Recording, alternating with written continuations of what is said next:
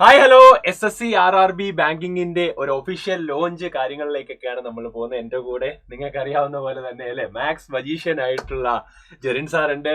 Sir, നമ്മൾ ഇന്ന് SSC RRB ഒരു ബാങ്കിങ്ങിനെ കുറിച്ചൊരു ടോട്ടൽ അവയർനെസ് സെഷൻ ആണ് നമ്മൾ ഇതിൽ ഉദ്ദേശിക്കാൻ വേണ്ടി പോകുന്നത് അല്ലേ സാർ?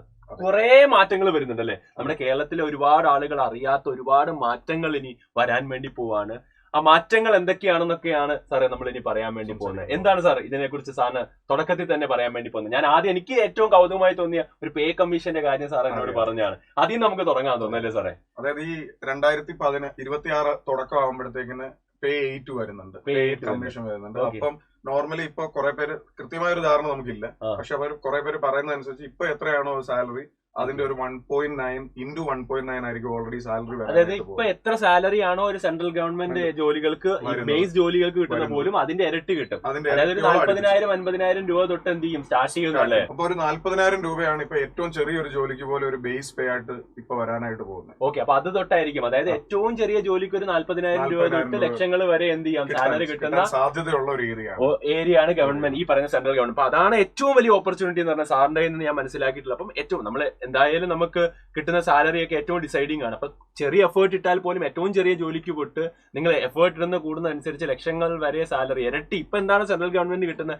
അതിന് ഇരട്ടി സാലറി കിട്ടാനുള്ള ഒരു ഓപ്പർച്യൂണിറ്റിയും കൂടിയാണ് വരുന്നത്. സാലറി മാത്രമല്ല ഏറ്റവും സേഫ് ആയിട്ടുള്ള ഒരു ജോബ് ആണല്ലേ സാർ? ഏറ്റവും സേഫ് ആയിട്ടുള്ള ജോബ്. അപ്പൊ എനിക്ക് തോന്നുന്നു സാറേ, ഇപ്പൊ PSC എഴുതുന്ന ഒരുപാട് ആസ്പിറൻസ് ഉണ്ട്. അവർ കുറച്ചും കൂടെ ഒരു ലെവലിൽ പഠിച്ചു കഴിഞ്ഞാൽ അവർക്ക് ഡെഫിനറ്റ്ലി ഇത് ക്രാക്ക് ചെയ്യാൻ വേണ്ടി പറ്റില്ല.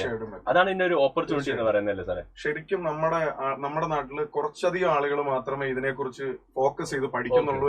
ആയിട്ടുള്ളവരുണ്ട്. എനിക്കൊന്ന് നോർത്തിലാണ് കൂടുതൽ ആളുകൾ ഇതിനെ ഡീറ്റെയിൽ ആയിട്ട് എടുക്കുന്നത്. അവരൊരു പഠിച്ചു തുടങ്ങുമ്പോൾ മുതലേ അവർ SSC RRB ബാങ്ക് ഇത് ഭയങ്കര ഫോക്കസ് ചെയ്തിട്ടായിരിക്കും അവർ പഠിക്കുന്നത്. നമ്മളിൽ വളരെ കുറച്ച് ആളുകൾ മാത്രമേ ഉള്ളൂ ഇതിലേക്ക്. അപ്പൊ PSC ഒക്കെ പഠിക്കുന്ന ആളുകൾ കുറച്ചും കൂടെ അവയർനെസ് ഉണ്ടെങ്കിൽ ഡെഫിനറ്റ്ലി ഇത് എന്ത് ചെയ്യാൻ വേണ്ടി പറ്റും. ഒരു ലെവലും കൂടെ കാര്യങ്ങൾ പഠിക്കാൻ പാരലലി പഠിക്കാൻ തയ്യാറായാൽ ഡെഫിനറ്റ്ലി ഇത് പറ്റും. അതും ഈ പറയുന്ന പോലെ ഇത്രയും വലിയൊരു സാലറിയിലേക്കൊക്കെ എത്താൻ പറ്റുന്ന ഒരു ഓപ്പർച്യൂണിറ്റിയും കൂടെ ഉണ്ട്. അതെ, അപ്പം ഞാൻ ഈ കാണുന്ന PSC ആയിക്കോട്ടെ മറ്റ് ഈ പറയുന്ന ഗവൺമെന്റ് എക്സാമുകൾക്ക് ട്രൈ ചെയ്യുന്നവര് ഇതും കൂടെ മനസ്സിലാക്കി പോകുക എന്നുള്ളതാണ്. ഈ മാറ്റം നിങ്ങൾ അറിഞ്ഞു തന്നെ പഠിച്ച് മുമ്പോട്ട് പോകുക. സാർ, നമുക്ക് മുമ്പോട്ട് പോയാലും എന്തൊക്കെയാണ് സെൻട്രൽ ഗവൺമെന്റ് എക്സാംസ് ഓപ്പർച്യൂണിറ്റി എന്ന് പറയുന്നത്?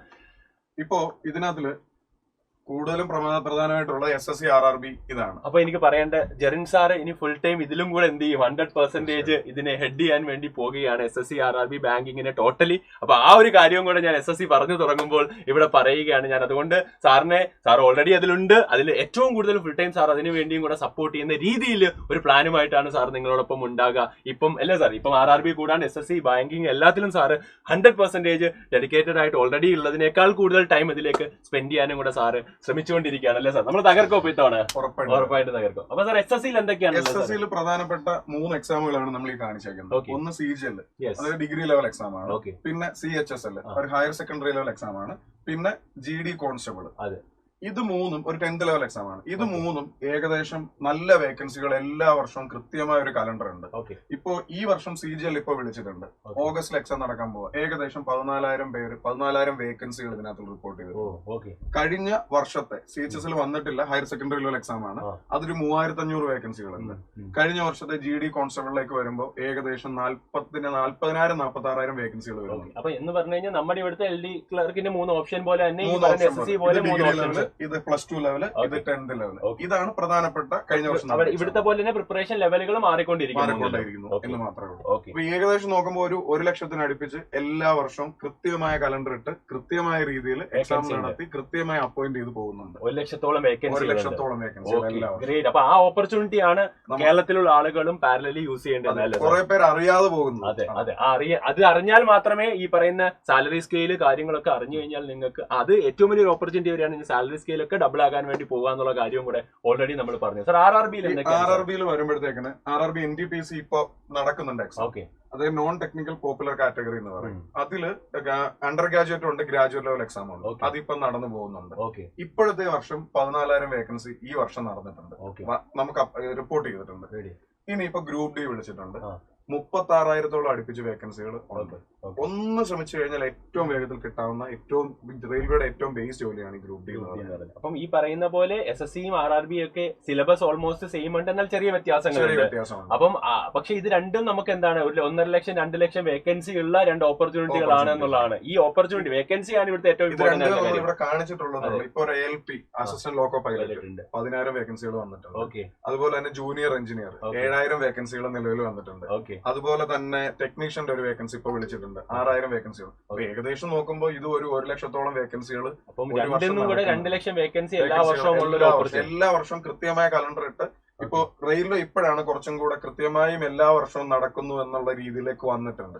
SSC കഴിഞ്ഞ കാലങ്ങളിൽ മുതൽ തന്നെ എല്ലാ വർഷവും കറക്റ്റായിട്ട് എക്സാം നടക്കുന്നു. റെയിൽവേയുടെ നോട്ടിഫിക്കേഷൻ പ്രകാരം ഈ വർഷവും അടുത്ത വർഷവും ഒക്കെ ഈ ഒരു പ്ലാൻ SSC പോലെ തന്നെ പ്ലാൻ പ്രകാരം തന്നെ നടത്തി പോകുന്നതാണ് അവർ പറയുന്നത്. അടിപൊളി. അപ്പം രണ്ടും ആ ഒരു സ്ട്രക്ചറിൽ തന്നെ ഇത്രയും അധികം വേക്കൻസികൾ ഫില്ല് ചെയ്യുന്നുണ്ട്. അതാണ് ഓപ്പർച്യൂണിറ്റി എന്ന് പറയുന്നത്. അപ്പൊ കേരളത്തിലുള്ള ഈ പറയുന്ന PSC തയ്യാറെടുക്കുന്ന ആളുകൾക്കും കൂടെ പാരലലി നോക്കാൻ പറ്റുന്ന ഒരു ഓപ്പർച്യൂണിറ്റി തന്നെയാണ്. അതാണ് വീണ്ടും വീണ്ടും നമ്മൾ എടുത്തു പറയുന്ന ഒരു കാര്യം എന്ന് പറയുന്നത്. ഇതാണല്ലേ സാർ മെയിൻലി സിലബസ് വരിക? റെയിൽവേയുടെ സിലബസ് അതിൽ ഏറ്റവും കൂടുതൽ ഇമ്പോർട്ടൻസ് ഉള്ള ഏരിയകൾ എന്ന് പറയുന്നത് ക്വാണ്ടിറ്റേറ്റീവ് ആപ്റ്റിറ്റ്യൂഡ്, അതായത് മാത്സും റീസണിങ്ങുമാണ്.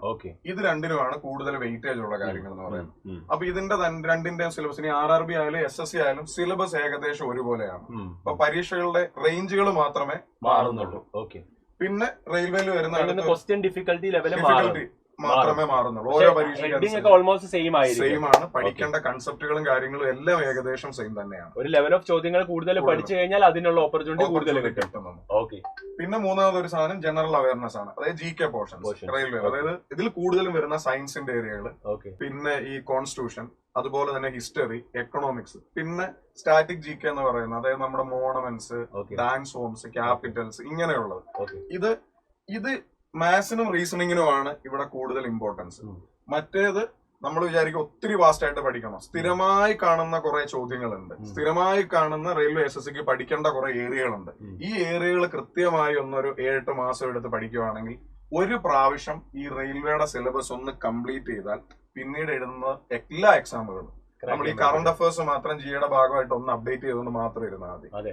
ബാക്കി എല്ലാ എക്സാമുകൾക്കും ഒരു സെറ്റ് ഓഫ് കാര്യങ്ങൾ സിലബസ് കംപ്ലീറ്റ് ചെയ്ത് നോട്ട്സ് റെഡിയാണ്, പിന്നെ റിവൈസ് ചെയ്തുകൊണ്ടിരുന്നാൽ അടുത്തടുത്ത എക്സാമുകൾ എഴുതിക്കൊണ്ടിരിക്കും. മോക്ക് ടെക്സ്റ്റുകൾ കൂടുതൽ എഴുതിക്കൊണ്ടിരുന്നാൽ നമുക്ക് ഓരോ എക്സാം കഴിയുമ്പോഴും അപ്ഗ്രേഡ് ചെയ്ത് നമ്മുടെ ജോബ് അപ്ഗ്രേഡ് ചെയ്തുകൊണ്ടിരിക്കും. ആ ലൂപ്പിലേക്ക് ഒന്ന് കയറുക എന്നുള്ളതാണ് ഏറ്റവും ഇമ്പോർട്ടന്റ്. ഒരു 6-7 മാസം ഈ സിലബസ് കറക്റ്റ് ആയിട്ട് ഒന്ന് തീർക്കുക. അത് കഴിഞ്ഞാൽ പിന്നെ എല്ലാ വർഷവും ഒരേപോലെ തന്നെ.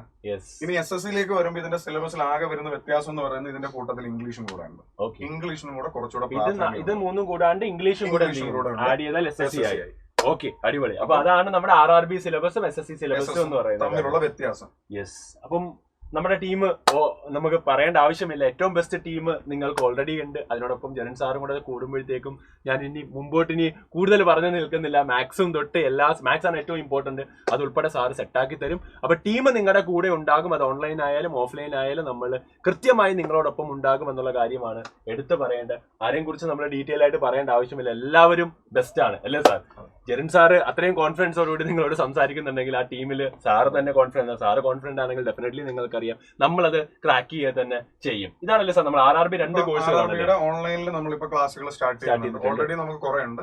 ഇനി മുതൽ അടുത്ത മാസം മുതൽ RRB അടുത്ത വർഷം നടക്കാൻ പോകുന്ന NTPC ബേസ് ചെയ്തിട്ടുള്ള ലോങ് ടൈം ബാച്ചുകൾ സ്റ്റാർട്ട് ചെയ്യുന്നുണ്ട്. ഇനി ഈ വർഷം NTPC ഇപ്പൊ എക്സാം നടക്കുന്നു. അതിന്റെ രണ്ടാമത്തെ ടയറിന് വേണ്ടിയിട്ടുള്ള എക്സാം ഓൺലൈൻ കോഴ്സുകൾ നമ്മൾ സ്റ്റാർട്ട് ചെയ്തിട്ടുണ്ട്.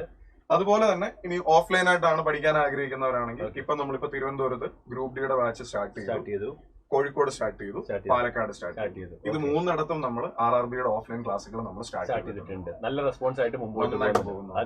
ഇനി SSCയുടെ ഭാഗമാണെങ്കിൽ ഇപ്പൊ നമ്മള് കുറെ സ്ഥലത്ത് നമ്മൾ ഫ്രീ ആയിട്ട് വർക്ക്ഷോപ്പ് പോലെ കുട്ടികൾക്ക് ഒരു അവയർനെസ് കൊടുക്കാൻ വേണ്ടിയിട്ട് നമ്മൾ ചെയ്യുന്നുണ്ട്. അതെന്തായാലും വേണം. കാര്യം ഈ കാര്യങ്ങൾ ഇപ്പൊ എനിക്ക് പോലും ഇത്രയും സാലറി സ്കെയിലേക്കൊക്കെ മാറുന്നുണ്ടെന്നുള്ള കാര്യം ഞാനിപ്പോഴാണ് അറിയുന്നത്, ഇത്രയും ഓപ്പർച്യൂണിറ്റി ഉണ്ടെന്നുള്ള കാര്യം. അപ്പൊ അത് സാറ് പറയുന്നത് എനിക്കൊരു പുതിയ അറിവാണ്, അതുപോലെ കേൾക്കുന്നവർക്കും അത് പുതിയ അറിവായിരിക്കും. ആ അവയർനെസ് ഉണ്ടെങ്കിൽ തന്നെ നിങ്ങൾ ഇതാണ് എന്റെ ലക്ഷ്യമെന്ന് മനസ്സിലായി കഴിഞ്ഞാൽ ഡെഫിനറ്റ്ലി നിങ്ങൾ ആ ലൂപ്പിൽ കയറിയാൽ എന്തായാലും നിങ്ങൾക്ക് അവിടെ എത്തിപ്പെടാൻ വേണ്ടി പറ്റും, അല്ലേ സാർ? അപ്പം നമ്മൾ SSC ഇപ്പം അവയർനെസ് ഈ പറയുന്ന പോലെ വർക്ക്ഷോപ്പുകൾ നടത്തിക്കൊണ്ടിരിക്കുകയാണ്. ഉടനെ തന്നെ നമ്മൾ ഓഫ്ലൈൻ ക്ലാസ്സുകളൊക്കെ ക്ലാസ്സുകൾ നമ്മൾ പലയിടത്തും സ്റ്റാർട്ട് ചെയ്തു. തിരുവനന്തപുരത്തൊക്കെ ഓൾറെഡി നടന്നു പോകുന്നുണ്ട്. കോഴിക്കോട് നാളെ മുതൽ നമ്മൾ നടക്കുന്നുണ്ട്. അപ്പം കുറെ, അതായത് നമ്മൾ നമ്മളടുത്ത് വരുമ്പോഴാണ് കുട്ടികൾ ചിന്തിക്കുന്ന ഒരു സാധനം ഈ ഇത്രയും ഏരിയകൾ ഉണ്ടല്ലോ എന്നുള്ള ഒരു ധാരണ നമുക്ക് ഇല്ലാതായി പോകുന്നല്ലോ എന്നുള്ളത്. പിന്നെ കുറെ ആളുകൾ ചിന്തിക്കുന്ന ഈ RRB SSC പരീക്ഷകൾ എന്ന് പറയുന്നത് ഈ കിട്ടാക്കനി പോലെയുള്ള ഒരു സംഭവമാണ്, അവരുടെ മാത്രം ഒരു ഏരിയ ആണെന്നുള്ളത്. നമ്മള് എഫേർട്ട് എടുത്ത് തുടങ്ങിയാൽ ഡെഫിനറ്റ്ലി നമുക്കത് കിട്ടും. 7 മാസം നമ്മൾ ആ സിലബസ് ഒന്ന് കംപ്ലീറ്റ് ചെയ്യാനായിട്ട് ശ്രമിക്കുക. ബാക്കി ആ മോക്ക് ടെസ്റ്റുകൾ മാത്രം അറ്റൻഡ് ചെയ്തുകൊണ്ടിരിക്കുക. നിങ്ങളുടെ ലെവൽ കൂട്ടുക, പ്രാക്ടീസ് ചെയ്തുകൊണ്ട് ഒരു തവണ എക്സാം എഴുതുമ്പോൾ തന്നെ എവിടെയാണ് സ്റ്റാൻഡ് ചെയ്യുന്നത് എന്താണെന്നുള്ള കാര്യം മനസ്സിലാവും. അത് കഴിഞ്ഞാൽ പിന്നെ അങ്ങ് ലെവൽ കൂട്ടുക, ട്രാക്ക് ആയിക്കോളും. ഓക്കെ, അടിപൊളി. അപ്പം അതാണ് നമ്മുടെ ഒരു കാര്യം എന്ന് പറയുന്നത്. ഇത് രണ്ടും ഒരുമിച്ച് പ്രിപ്പയർ ചെയ്യാൻ ഡിഗ്രി ലെവൽ ഒരു ആസ്പിറന്റ് ആണെങ്കിൽ RRB NTPC RRB ആണ് നിങ്ങളുടെ ലക്ഷ്യമെങ്കിൽ NTPC പരീക്ഷകളെ ഫോക്കസ് ചെയ്ത് പോവുക. ഇനി SSC ആണ് നിങ്ങളുടെ ലക്ഷ്യമെങ്കിൽ CGL പരീക്ഷ ഫോക്കസ് ചെയ്ത് പോവുക. ഡിഗ്രി ലെവലാണ് നിങ്ങൾ നോക്കുന്നത്. ഈ രണ്ട് പരീക്ഷകളുടെ സിലബസ് അറിഞ്ഞ് നിങ്ങൾ പഠിക്കുകയാണെങ്കിൽ അതിന് താഴെ നടക്കുന്ന എല്ലാ എക്സാമുകളും നിങ്ങൾക്ക് ഈസി ആയിട്ട് ക്രാക്ക് ചെയ്യാനായിട്ട് പറ്റും. അപ്പം ഇതിന് താഴെ വരുന്ന ഏത് ലെവൽ ഓഫ് എക്സാംസും അവർക്ക്, അതായത് RRB യുടെ ഡിഗ്രി ലെവലിന്റെ മാക്സിമം എക്സാം ആണ് NTPC എന്ന് പറയുന്നത്. അതുപോലെ തന്നെ SSC യുടെ CGL. എനിക്ക് തോന്നുന്നു ആ ലെവൽ പ്രിപ്പയർ ചെയ്യുന്ന ആൾക്ക് പിന്നെ ഏത് ലെവലിലുള്ള എക്സാമുകൾ എല്ലാം ഈസി ആയിട്ട് ക്രാക്ക് ചെയ്യാൻ വേണ്ടി പറ്റും. ഡിഗ്രി ഉള്ളവർ എപ്പോഴും ഫോക്കസ് ചെയ്യേണ്ടത് RRB NTPC അതുപോലെ തന്നെ SSC CGL. ഓക്കെ, അപ്പം അതാണ് നമ്മൾ മനസ്സിലാക്കേണ്ട അടുത്തൊരു കാര്യം എന്ന് പറയുന്നത്. ഇത് ഗ്രൂപ്പ് ഡി എന്ന് പറയുന്നത് ഏറ്റവും ചെറിയ ലെവൽ എക്സാം ആണ്. റെയിൽവേയുടെ ഏറ്റവും ബേസ് ആയിട്ടുള്ള ഏറ്റവും ചെറിയ ലെവൽ, ഏറ്റവും കൂടുതൽ വേക്കൻസി ഇതിനകത്ത്. പിന്നെ പെട്ടെന്ന് ഒരു സെൻട്രൽ ഗവൺമെന്റ് എക്സാം ആഗ്രഹിക്കുന്ന ഒരാളുകൾക്ക് ഏറ്റവും വേഗത്തിൽ ക്രാക്ക് ചെയ്യാനായിട്ട് പറ്റുന്നതാണ്. ഒരുപാട് ആളുകൾ ഈ നമ്മളിപ്പോ എല്ലാ വർഷവും കേരള PSC CPO എക്സാമിന് വേണ്ടിയിട്ട് നോക്കിയിരിക്കുന്ന ആളുകളുണ്ട്. അതായത് അവർക്ക് അതിനോട് ഭയങ്കര കമ്പമായിരിക്കും പോലീസിൽ കയറാനായിട്ട്. ഇപ്പൊ ഈ നോർത്തിലൊക്കെ ആളുകൾ എല്ലാ വർഷവും ഇനിയും വരുമെന്ന് ഗ്രൂപ്പ് ഡി വരുന്ന RRB പറയുന്നുണ്ട്. അപ്പൊ ഇതൊക്കെ നോക്കിയിരിക്കുന്ന ആളുകളുണ്ട്. അപ്പൊ ഏറ്റവും വേഗത്തിൽ ഒരു സെൻട്രൽ ഗവൺമെന്റ് എക്സാം ആണ് ആഗ്രഹിക്കുന്നതെങ്കിൽ ഗ്രൂപ്പ് ഡി എപ്പോഴും നമുക്ക് ചൂസ് ചെയ്യാൻ പറ്റുന്നതാണ്. അതിനുവേണ്ടി തയ്യാറെടുക്കുക എന്നുള്ളതാണ് പറയാനുള്ളത്. And thank you. നിങ്ങൾക്ക് കോൺടാക്ട് ചെയ്യാം. SSCയുടെ നമ്പർ താഴെ സ്ക്രോളിംഗിലുണ്ട്, കമന്റ് ബോക്സിൽ നമ്മൾ പിൻ ചെയ്തിട്ടുണ്ട്. സാർ ഇനി ഉണ്ടാകും RRB യിലും SSCയിലും ഈ പറയുന്ന ബാങ്കിങ്ങിലും ഒക്കെ ആയിട്ട് നിങ്ങളെ സപ്പോർട്ട് ചെയ്യാൻ വേണ്ടി. അപ്പൊ സാർ എന്താണ് പറയാനുള്ളത് അവസാനമായിട്ട്? എല്ലാവരോടും ഓൾ ദി ബെസ്റ്റ്. അപ്പോ വരാനായിട്ട് ശ്രമിക്കുക. ഈ പരീക്ഷകൾ ഏതൊക്കെയാണെന്ന് കൃത്യമായിട്ട് മനസ്സിലാക്കി എത്താനായിട്ട് ശ്രമിക്കുക. നന്നായിട്ട് പഠിക്കാനായിട്ട് ശ്രമിക്കുക. ഒരു 6-7 മാസം കൃത്യമായിട്ട് സിലബസ് കംപ്ലീറ്റ് ചെയ്യുക, ടെസ്റ്റുകൾ എഴുതുക, പ്രാക്ടീസ് ചെയ്യുക. ഒരു ലെവലിലേക്ക് അടുത്ത ലെവലിലേക്ക് കയറി പോവാം. അപ്പൊ തകർക്കുക. എല്ലാവർക്കും ആശംസകൾ. 2 ലക്ഷം ഓപ്പർച്യൂണിറ്റി ഉണ്ട്. ആ ഓപ്പർച്യൂണിറ്റികൾ എല്ലാ വർഷവും നിങ്ങൾ യൂട്ടിലൈസ് ചെയ്ത് മാക്സിമം ആളുകൾ കേരളത്തിൽ നിന്ന് വരട്ടെ. നമ്മൾ അതിനൊരു റെവല്യൂഷൻ ക്രിയേറ്റ് ചെയ്യാൻ വേണ്ടിയാണ് നമ്മൾ വന്നിരിക്കുന്നത്. ആ ഒരു ഇമ്പാക്ട് നിങ്ങളിലേക്ക് എത്തിക്കാൻ വേണ്ടി പറ്റുമെന്ന വിശ്വാസത്തിലാണ് ഞങ്ങൾ എല്ലാവരും. ആ ഒരു എനർജിയിലും ആ ഒരു കോൺഫിഡൻസിലുമാണ് ഞങ്ങളുടെ ടീം കംപ്ലീറ്റ്ലി. സാർ അതിനെ ഹെഡ് ചെയ്തുകൊണ്ട് നിങ്ങളോടൊപ്പം ഉണ്ടാകും. അപ്പോൾ thank you very much. Thank you sir. Thank you.